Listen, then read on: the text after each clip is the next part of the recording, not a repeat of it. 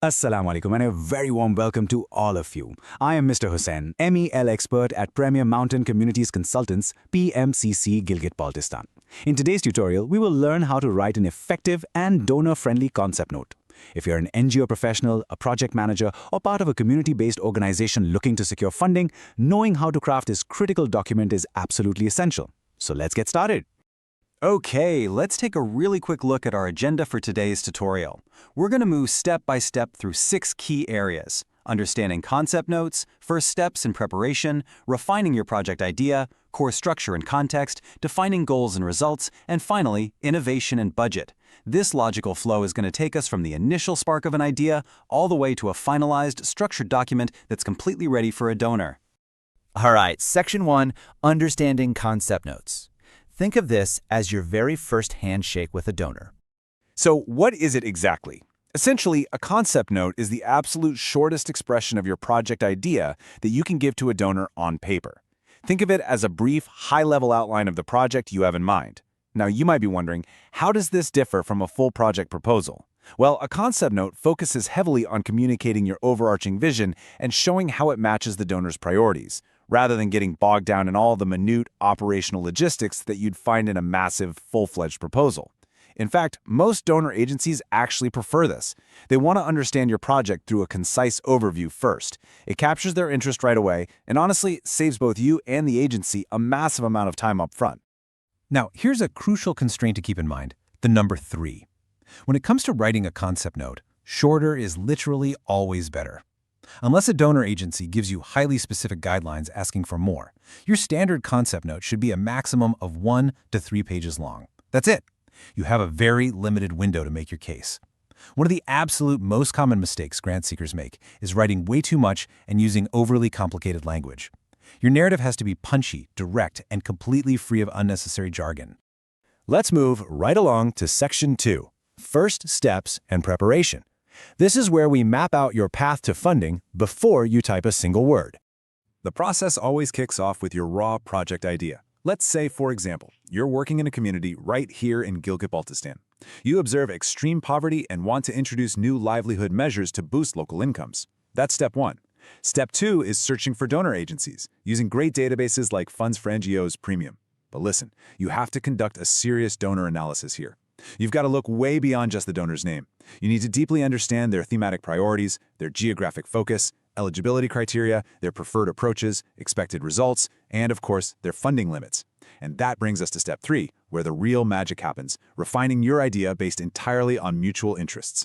This step is absolutely critical. You have to understand the difference between a raw idea and true donor alignment. You can't just submit a generic statement like, "We want to reduce poverty in our community." A huge mistake is sending a generic, one-size-fits-all proposal to a highly specialized donor. It just doesn't work. Your concept note must be molded to grab their attention because it specifically matches their strategic priorities. If a donor is laser-focused on women's economic empowerment or climate resilience, your raw idea about poverty needs to clearly show exactly how it addresses those specific themes.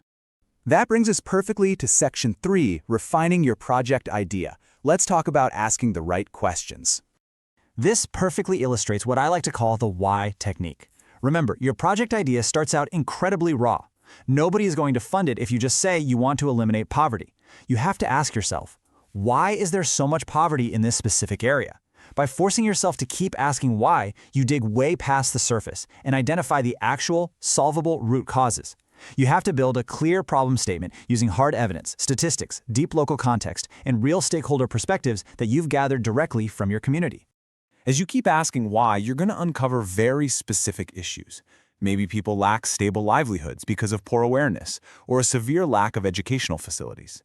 Once you pinpoint those root problems, the solutions become obvious, and you can build a highly logical chain. Think of it flowing like this. The core problem leads directly to your overall goal. That goal breaks down into specific objectives. Those objectives demand proposed activities, which lead to measurable outputs, broader outcomes, and finally long-term impact. So a lack of employment leads directly to an objective of launching a new agricultural mechanism that boosts households' income. It's a perfect chain. Okay, now that our idea is rigorously refined, let's check out Section 4, Core Structure and Context. It's time to format this for success. Now, while donors don't always give you a strict template for a concept note, a highly competitive document always contains a specific set of building blocks. We're showing 6 primary pillars here, but a truly comprehensive concept note actually weaves in 15 major components. Ready? You need a project title, background and context, a clear problem statement, rationale and justification, project goal and objectives, target beneficiaries and geographic area, proposed activities, and expected outputs and outcomes. On top of that, you must include an implementation approach, your meal strategy, monitoring, evaluation, and learning, a sustainability and exit strategy, gender, inclusion and safeguarding considerations, risk and mitigation measures, an indicative timeline, and an indicative budget. Hitting all 15 of these ensures a complete, highly professional overview. When you're writing your context and background section, where you're stating the core problem, I want you to remember this magic number, 300. Try your best to keep this section under 300 words. It has to be brief, but it also has to be incredibly authoritative. Avoid making unsupported claims without evidence. That's a classic mistake. If you say there is extensive poverty in the region, give the exact statistics, and be sure to break down the affected population by men, women, and children. Doing that immediately shows the donor that you've integrated gender and inclusion considerations right from day one. Moving right along to Section 5, Defining Goals and Results. This is all about proving your measurable impact, and honestly, it's where a lot of people stumble. You absolutely must understand the difference between a goal and an objective. Your goal is your long-term impact, like reduction in poverty. It is completely normal if this overarching goal isn't fully achieved by the time your specific project ends. Your objectives, however, must be SMART. That means specific, measurable, achievable, relevant, and time-bound. So, reduction in poverty is a goal, but 100 women access newer sources of livelihood within 12 months? That is a SMART objective. And when you're listing out these specific objectives, limit yourself to a maximum of 3 to 5. The fewer objectives you have, the more practical and focused your whole approach becomes. Let me tell you, unclear objectives and unrealistic activities are major reasons applications get instantly rejected. If you list 10 objectives in a 3-page document, the donor's just going to assume your project is totally unfocused. Stick to 3 to 5 highly actionable objectives. Right after your objectives, you'll list your expected results. The golden rule here? Focus entirely on the numbers.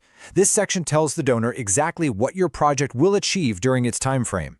A massive mistake is failing to demonstrate measurable results. Saying incomes will increase is just too vague, but saying 100 households have increased income from agriculture provides clear, measurable evidence of your success. Numbers are your best friend here. Finally, let's jump into Section 6, Innovation and Budget, how to stand out and cost it right. A lot of concept notes completely skip this, but having a section explaining your project's uniqueness is a total game changer. Remember, thousands of other folks are applying for this exact same grant. You have to convince the donor that your approach is different. What new value are you bringing to the table? Donors love innovation. And crucially, a massive part of that unique value is your sustainability and exit strategy. Missing sustainability considerations is such a common trap. Donors want to know that the positive change you create will actually survive long after their funding cycle ends. The very last section of your document is the indicative budget. Because this is just that initial handshake, you don't need a deeply detailed financial spreadsheet just yet. But you do need to provide a reasonable estimate of how much funding you're asking for. The best strategy is to break this down into about 5 or 6 main categories. Also, if your organization is bringing any matching contributions to the table, absolutely highlight that here. It shows you've got skin in the game. And please, avoid proposing an unrealistic budget. Donors know how much things cost. Your estimated budget has to logically align with the activities you're proposing. Before you hit submit on your document, run through a quick quality checklist. Make sure your concept note clearly answers 5 essential questions. What is the exact problem? Who is affected? What are we going to do? What measurable results will we achieve? And finally, why should the donor support this specific intervention? If you can answer those clearly, concisely, and with hard evidence, you are ready to go. Thank you very much for watching this tutorial. I hope this session has helped you understand how to develop a clear, concise, and donor-friendly concept note. If you found this tutorial useful, please like, share, and subscribe for more professional learning resources from PMCC Gilgit-Baltistan. Until our next tutorial, take care and keep learning. Allah Hafiz.